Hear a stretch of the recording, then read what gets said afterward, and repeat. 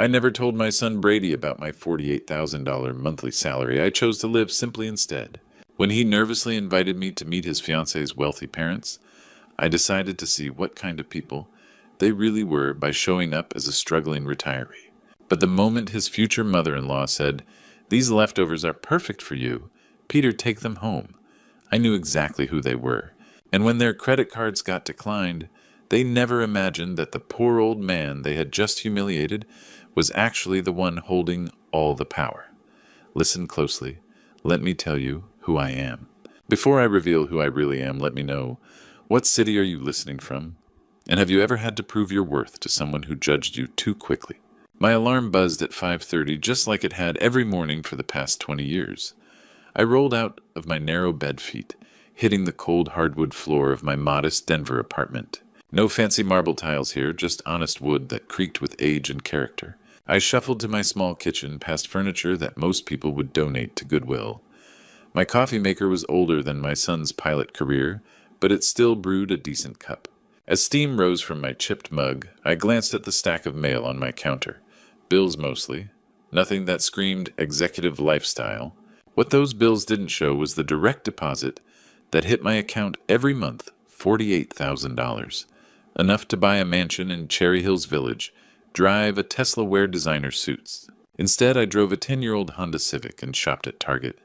My neighbors probably thought I was just another retiree scraping by. The truth was more complicated. As regional director of Rocky Mountain Renewable Energy, I oversaw wind farms from Colorado to California, managed budgets that could fund small cities. But when I came home to this apartment, I was just another guy in faded jeans. My phone rang as I was buttering toast. Brady's name flashed on the screen. "Morning, Dad." My son's voice carried warmth, but something else too. Nervousness. "Hey, kiddo, you're up early for a pilot." "Actually, that's why I'm calling." He paused. "Sailor's parents are visiting this weekend. They want to meet you." I set down my coffee. "That's nice. I'd like to meet them too." "They're successful business owners. Restaurant group, 8 locations." Another pause. "Dad just, dress nicely, okay?" There it was. My 32-year-old son, accomplished airline pilot, worried that his old man might embarrass him. Brady had no idea that my monthly salary could buy one of those restaurants outright. "Sure, son. I'll dust off my good shirt." "Thanks, Dad. We're meeting them Saturday evening at the Broadmoor." The Broadmoor. I knew it well. I'd hosted corporate dinners there, signed million-dollar deals in their conference rooms. But Brady didn't know that. To him, I was just a simple maintenance worker who'd somehow scraped together enough for retirement. After we hung up, I stood in my living room, looking at the worn furniture, the basic television, the bare walls. I'd built this life, deliberately raised Brady to understand that worth came from character, not bank accounts. My own father had been a janitor, my mother a seamstress. They'd taught me that money was a tool, not an identity. But now my son was embarrassed by me, worried that his poor father might not measure up to his fiance's successful family. I'd spent 4 decades in business, and I'd learned something important. You only see people's true character when they think you're beneath them. When they believe you have nothing to offer, no power to wield, no influence to grant. A slow smile spread across my face as I finished my coffee. I'd spent my career reading people, understanding their motivations, their weaknesses. The restaurant business was tough. I knew that much from the energy contracts I'd signed with hospitality groups over the years. Saturday evening was going to be very interesting indeed. The Chambers family was about to meet Brady's father. They had their expectations about successful business owners and simple working men. I had 5 days to prepare, 5 days to decide exactly how this meeting would go. They had no idea what was coming. The research began Tuesday afternoon. I pulled up my laptop, nothing fancy, just a basic Dell I'd bought 3 years ago, and started digging into the Chambers restaurant group. Their website was polished professional. 8 locations across Colorado from Denver to Vail. Family-owned since 1987. The usual corporate speak about excellence in hospitality and serving communities with pride. Local business journals painted a clearer picture. Lorenzo Chambers had started with a single diner in Pueblo, worked his way up through smart acquisitions and strategic locations. The Denver Post had featured them last year, gross revenue approaching $800,000 annually. Respectable, but not exactly Fortune 500 territory. I bookmarked a few articles, memorized key details. 8 restaurants, 37 years in business, recent expansion into the ski resort market. These weren't billionaires, but they'd done well for themselves. Well enough to develop opinions about who belonged at their table. Wednesday morning, I dug through my storage closet hunting for clothes I hadn't worn in decades. There, behind Christmas decorations and old tax returns, I found what I was looking for. My original work shirts from the wind farms. Faded blue cotton permanent stains from hydraulic fluid. Name patch long since removed. The boots were there too, steel-toed Timberlands that had seen real labor, real weather. I tried them on. Still fit, though they felt strange after years of business casual. The mirror showed me a different man, someone who worked with his hands, worried about overtime, counted every dollar. It was like stepping back in time, back to who I'd been before the promotions, before the corner office. Thursday, I practiced. Sounds ridiculous, but I walked differently in those clothes. Talked differently. Dropped my shoulders, softened my voice, added hesitation where confidence used to live. I studied my reflection, memorizing the posture of humility, the expression of someone grateful for whatever kindness came his way. Brady called Friday evening right as I was heating up a frozen dinner. "Dad, I wanted to give you more details about tomorrow." His voice carried that same nervous energy. The Chambers family, they're really something. Lorenzo owns 8 restaurants, and Cordelia manages the operations. They've got a house in Cherry Hills Village, drive matching BMWs. I stirred my mac and cheese, letting him talk. Sailor says they're generous people, but they have high standards. They believe in success, in building something meaningful with your life. Sounds like good people, I said carefully. They are. I just want everything to go smoothly tomorrow night. After we hung up, I sat in my kitchen, wrestling with doubt. Was I being unfair? Maybe the Chambers family would surprise me. Maybe they'd see past appearances, treat a retired maintenance worker with genuine respect. But Brady's words echoed. High standards. Success. Building something meaningful. Code words. Polite ways of saying they measured people by their achievements, their status, their worth on paper. I'd raised my son to be better than that. Apparently I'd failed somewhere along the way. Saturday morning arrived gray and cold, typical November weather in Colorado. I dressed slowly, deliberately. The old work shirt, faded jeans boots that had walked through mud and machinery.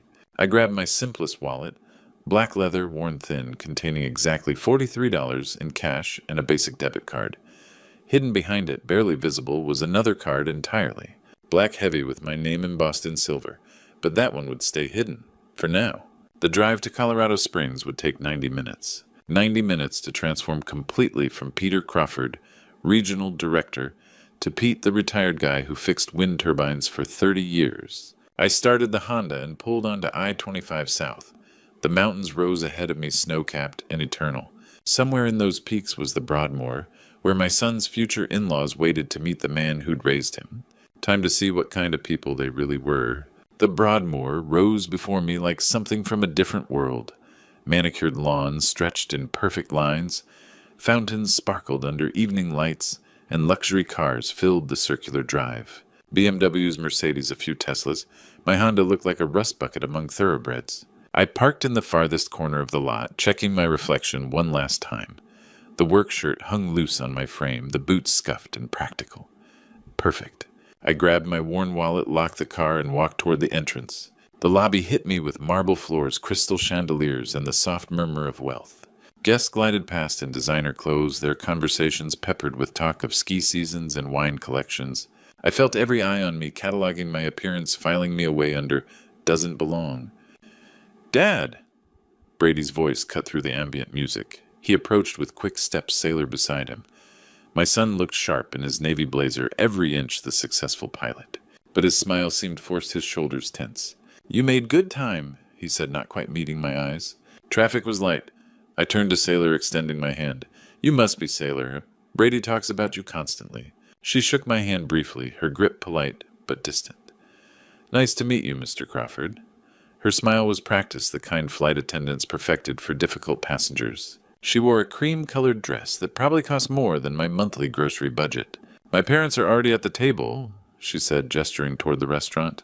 "They're excited to meet you." We walked through corridors lined with oil paintings and fresh flowers. Other guests nodded at Brady, and Sailor ignored me completely. I might as well have been invisible. The restaurant was all dark wood and soft lighting, tables spaced for private conversations. In the corner, near windows overlooking the golf course, sat a couple who had to be the Chambers. Lorenzo was a big man, silver-haired and confident, wearing a suit that fit like it was tailored yesterday.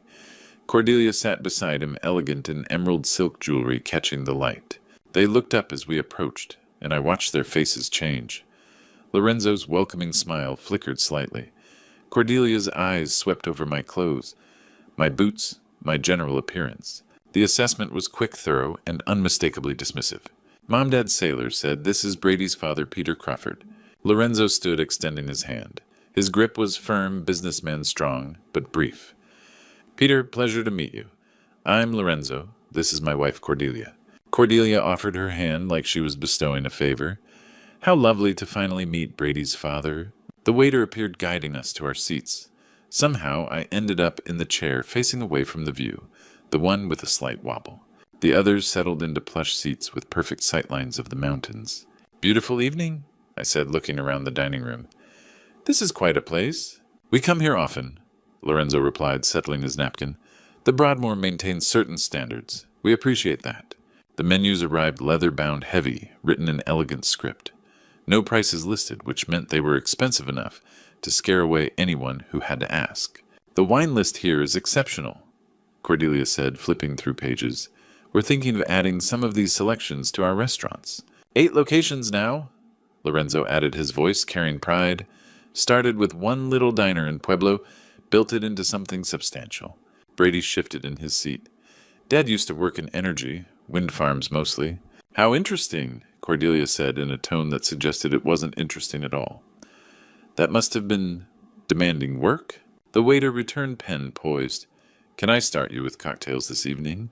Lorenzo ordered a $25 scotch. Cordelia chose wine from a bottle that probably cost more than I'd spent on groceries this month.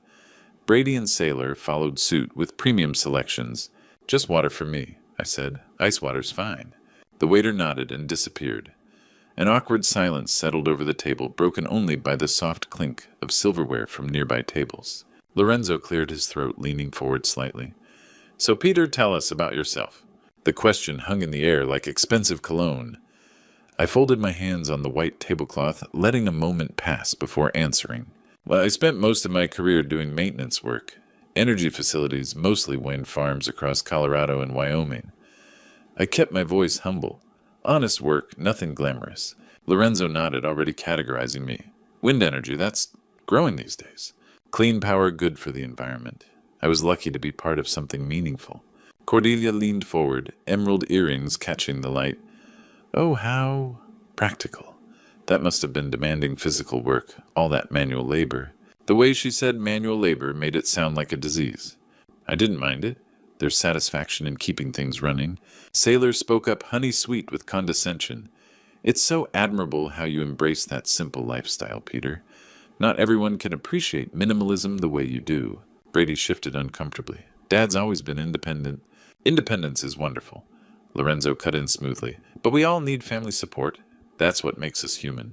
The appetizers arrived, delicate arrangements that looked like art. I'd chosen the simplest salad, still probably worth a full Denny's meal. "So you're retired now?" Lorenzo continued. "Fixed income, I imagine. I get by, don't need much." Cordelia made a sympathetic sound. "Denver winters must be challenging for someone your age living alone. The heating bills?" "I manage fine. Keep the thermostat low." Brady stared at his plate, clearly uncomfortable. Sailor placed a possessive hand on his arm. "I just worry about Brady having to think about additional responsibilities," Sailor said softly. "He works so hard already. A pilot's schedule is demanding without extra concerns." There it was. I was a burden. A liability Brady would have to manage. Lorenzo raised his scotch. "Family is everything, Peter.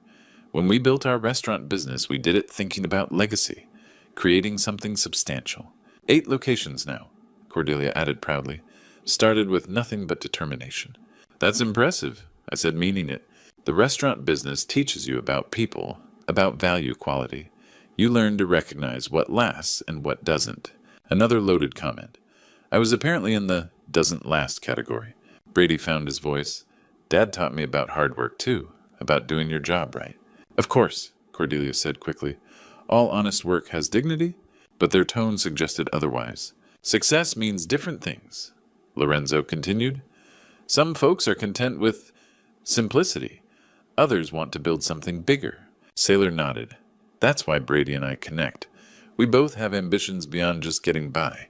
The implication was clear. I was the getting by type, the man who aimed low and achieved less. I took another bite of overpriced salad, letting their words settle. Around us, other diners enjoyed their expensive meals, their comfortable assumptions about who belonged. Families should take care of each other, Lorenzo said finally, his eyes meeting mine directly. Don't you think Peter... I nodded slowly as if considering the wisdom of his words. I suppose they should. The main courses arrived with theatrical precision servers in crisp white shirts, presenting plates like precious artifacts. Lorenzo's steak looked like it cost more than my monthly electric bill. Cordelia's salmon was artfully arranged with microgreens I couldn't pronounce. My chicken breast, the most modest option, still came with enough garnish to feed a small family. Exactly, Lorenzo said, cutting into his meat with surgical precision. That's why Cordelia and I wanted to have this conversation tonight. We've been blessed with success, and we believe in sharing that blessing. He paused to chew, letting the weight of his generosity settle over the table. Sailor leaned forward, her voice soft with manufactured concern. Brady works so incredibly hard, Peter. All those cross-country flights, the irregular schedule, the pressure of keeping passengers safe. I just want him to focus on his career without any distractions. The word distractions hung between us like a loaded gun. She meant me, of course. I was the distraction. The aging father who might need help, might call at inconvenient times, might require Brady to choose between his wife and his old man. What Sailor means, Lorenzo continued, is that young couples need space to build their foundation, to establish their own traditions, their own priorities. Brady set down his fork. This isn't necessary. Dad doesn't need... I placed my hand gently on his arm, feeling the tension in his muscles. It's okay, son. They mean well. Lorenzo smiled triumphantly. See, your father understands. He's a practical man. Cordelia dabbed her lips with her napkin. We've given this considerable thought, Peter. A monthly stipend, nothing extravagant, but enough to ensure you're comfortable. Maybe $500, $600? The amount was carefully calculated enough to sound generous to them, not enough to actually change my life. Enough to make me grateful, dependent, manageable. That's very kind, I said quietly, playing my role. But I couldn't accept charity. It's not charity, Lorenzo said quickly. It's family investment. We're investing in Brady's peace of mind and Sailor's happiness. When they don't have to worry about your situation, they can focus on building their future together. My situation. As if poverty was a medical condition I'd contracted through poor life choices. And in return, Cordelia added sweetly, we'd just ask that you give them space. Let them establish their marriage without feeling obligated to check on you constantly. Young love needs room to breathe. Brady's jaw tightened. Mom, Cordelia, that's not... Brady, honey, Sailor interrupted, her hand finding his again. They're trying to help. We all want what's best for everyone. The restaurant hummed around us with the comfortable sounds of wealth. Crystal clinking quiet laughter, the soft murmur of people who'd never worried about heating bills or grocery budgets. At a nearby table, a woman was showing off photos of her recent European vacation. Think about it practically, Lorenzo pressed. $600 a month, maybe $700 if needed. That's real money for someone on a fixed income. It could make the difference between struggling and living with dignity. Living with dignity, as if dignity could be purchased in monthly installments. We're not asking you to disappear, Cordelia clarified, just to understand that Brady has a new life now, new responsibilities, a wife who deserves his full attention. I looked around the table at Lorenzo's confident smile, at Cordelia's practiced compassion, at Sailor's calculated sweetness, at my son torn between loyalty and social pressure, trying to navigate waters he'd never learned to swim in. That's very generous of you, I said finally. I'll need to think about it. Lorenzo raised his wine glass. Of course. Take all the time you need. But remember, Peter pride is expensive. Sometimes the wisest thing's to accept help when it's offered. He took a sip of wine that probably cost more than my weekly grocery budget. Think about our offer, Peter. Family takes care of family. The plate sat before us, evidence of an expensive meal half consumed. Lorenzo had barely touched his $40 steak. Cordelia's salmon lay artfully destroyed, more pushed around than eaten. My chicken, the cheapest option, was nearly finished old habits from a childhood where you cleaned your plate or went hungry. Sailor dabbed her lips with the cloth napkin, leaving a faint trace of lipstick on the pristine white fabric. That was delicious. I'm so full I can barely move. The portions here are always generous. Lorenzo agreed, leaning back in his chair with the satisfied air of a man who'd never worried about the cost of a meal. Cordelia caught the waiter's attention with a subtle gesture, the kind wealthy people perfected for summoning service. "Excuse me, could you please box up these leftovers?" The young waiter nodded professionally. "Of course, ma'am. All of them?" "Yes, please." She turned to me with a smile that looked benevolent, but felt condescending. "Peter, you should take this home. Waste not want, not, right?" The restaurant seemed to quiet around us, or maybe that was just my imagination. But I could feel eyes turning our way, other diners registering the scene, the well-dressed family having their leftovers packed for the shabby older man at their table. "This food costs more than—" Cordelia paused delicately. "Well, you understand." She said it loud enough that the couple at the neighboring table glanced over. The woman's eyes swept over my work shirt, my weathered hands, my general appearance, and I saw her whisper something to her husband. Brady's face flushed red. "Mom, Cordelia, that's not— It's practical." "Brady," Sailor interrupted smoothly, her voice honey-sweet with false kindness. "Peter probably appreciates not having to cook tomorrow. Don't you, Peter?" All eyes were on me now. The waiter stood frozen, uncertain whether to proceed. The neighboring table had stopped pretending not to listen. Even the sommelier had paused in his wine presentation to another table. "That's very thoughtful." I managed the words tasting like sawdust. "Thank you." The waiter moved with obvious discomfort, carefully transferring expensive remnants into styrofoam containers. Lorenzo's barely touched steak, worth more than most people's daily wages. Cordelia's designer salmon, even the untouched bread rolls and herb butter. "We always take care of our family, Peter," Lorenzo said, his voice carrying across the dining room. "That's just who we are." The words hit like a public announcement. This man needs our charity. This man can't afford to waste food. This man is so poor he's grateful for our table scraps. I watched the waiter's hands shake slightly as he sealed the containers. He was young, probably working his way through college, and his embarrassment was almost as acute as mine. He'd served hundreds of wealthy families, but he'd probably never had to package leftovers for someone's charity case. "There you go, sir," he said quietly, placing the bag beside my chair. The containers clinked together like coins in a beggar's cup. "Thank you," I said again, my voice steady despite the rage building in my chest. Sailor beamed at me. "Now you won't have to worry about meals for days. Isn't that wonderful?" Wonderful, as if being handed scraps like a stray dog was some kind of blessing. The couple at the next table was openly staring now. The woman leaned toward her husband, whispering behind her hand. I caught fragments. "So sad.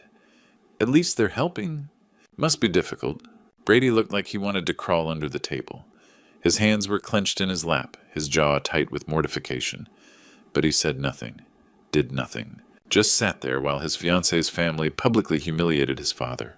"The thing about family," Cordelia continued, apparently unaware of or unconcerned by the spectacle she'd created, "is that we support each other through difficult times. Some people are too proud to accept help, but real family doesn't let pride get in the way of practical needs." The waiter returned with the check presenter a black leather folder that he placed carefully beside Lorenzo's elbow. Even from across the table I could see the total through the transparent pocket, $1,850. Lorenzo reached for it with the casual confidence of a man who'd never had a card declined, never counted change, never wondered if he had enough.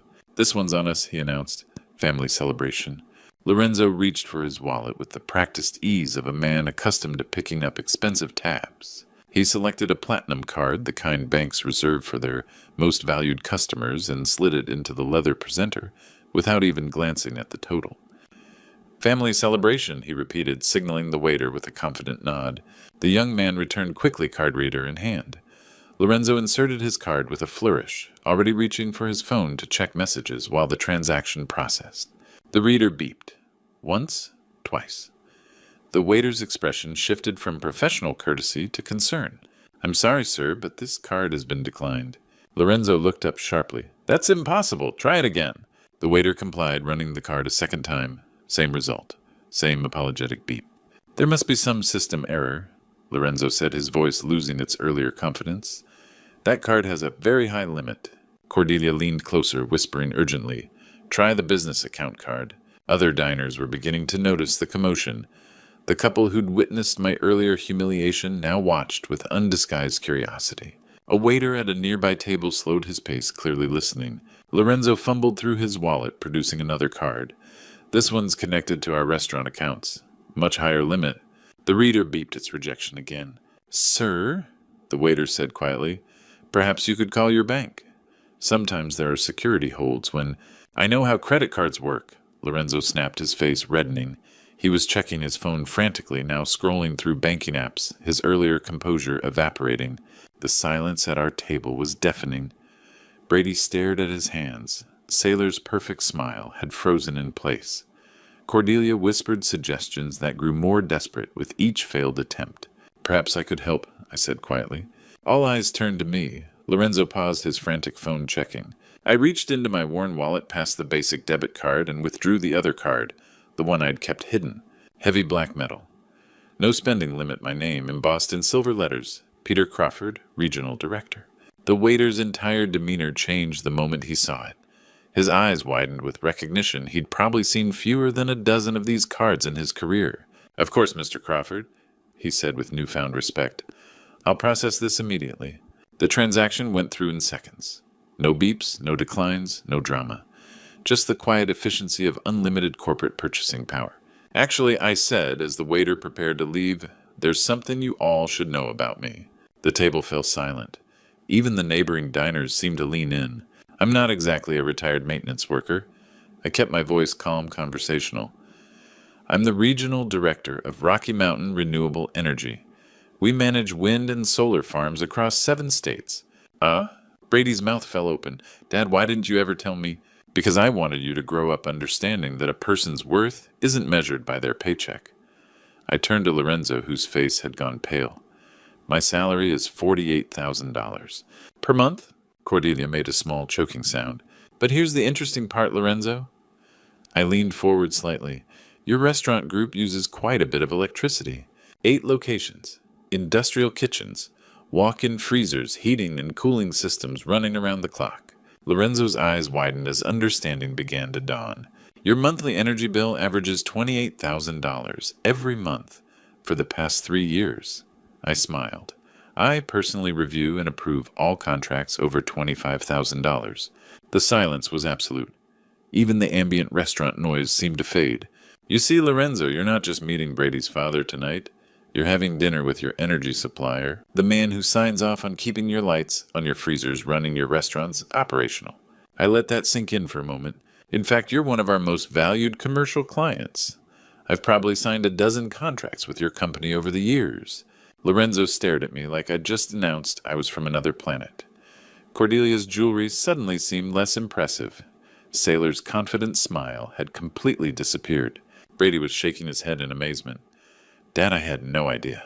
All these years you thought I was just a poor old man who needed your charity," I said, looking around the table. "Someone you could help with $600 a month in doggy bags." The waiter returned with my card and the receipt. "Thank you, Mr. Crawford. I hope you enjoyed your evening." "Very educational," I replied. Lorenzo finally found his voice. "Peter, we had no idea."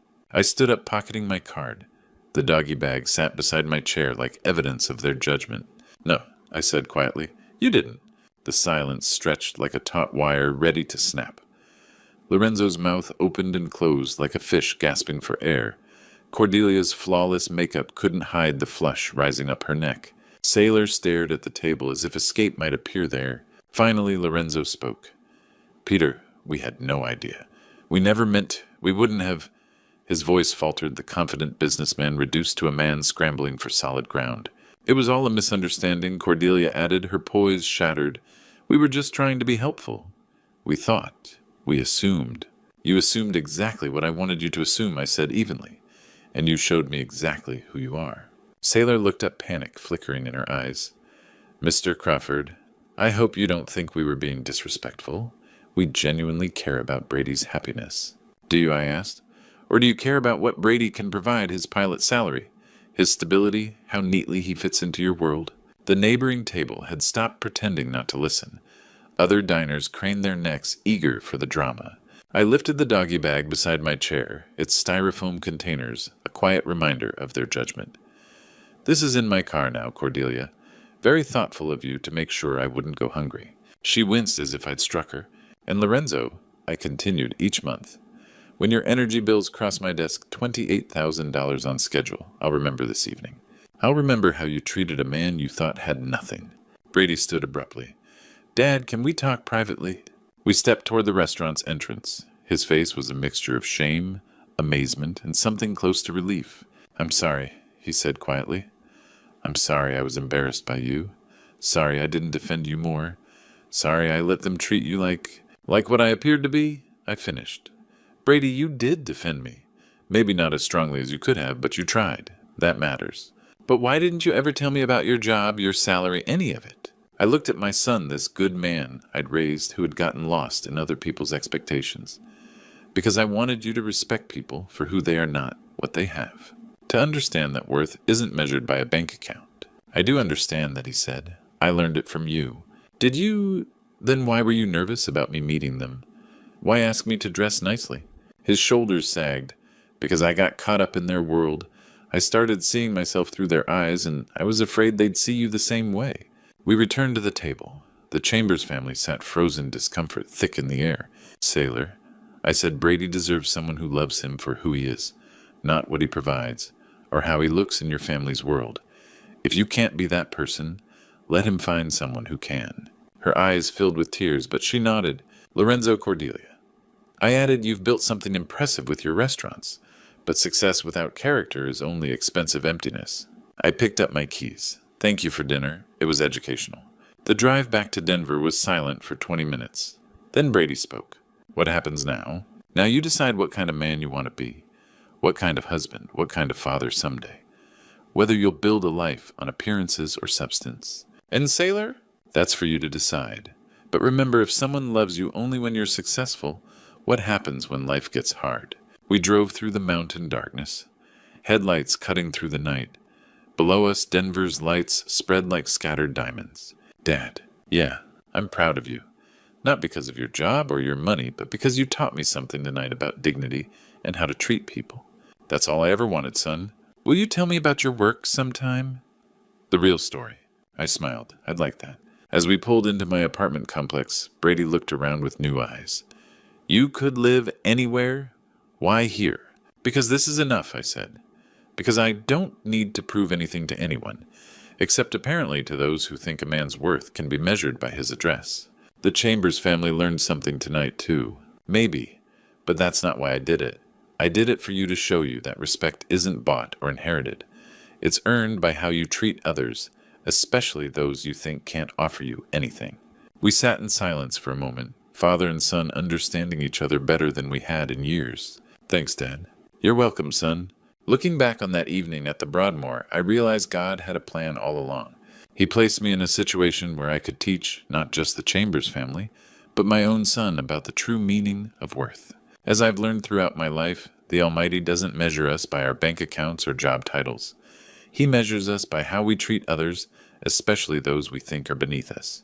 This true story taught me that sometimes we need to walk in different shoes to understand people's hearts. The grandpa stories my own father used to tell me about respect and dignity suddenly made perfect sense that night. When God gives us success, it's not meant to elevate us above others, but to humble us and remind us of our responsibility to treat everyone with kindness. Brady learned something precious that evening, that his father's greatest wealth wasn't the $48,000 monthly salary, but the values I'd tried to instill in him. These grandpa stories become the legacy we pass down, the true story of who we really are when nobody's watching. The true story is simple. Never judge someone by their appearance or circumstances. You never know if the person you're dismissing might be the very one who controls your destiny. More importantly, grandpa stories like this remind us that character is the only currency that truly matters in God's eyes. What do you think about this lesson? Have you ever experienced something similar where appearances were deceiving? Share your thoughts in the comments below. I'd love to hear your own stories about respect and dignity. If this touched your heart, please share it with others who might need this reminder, and don't forget to subscribe for more meaningful life lessons. Sometimes the most powerful truths come from the most unexpected places.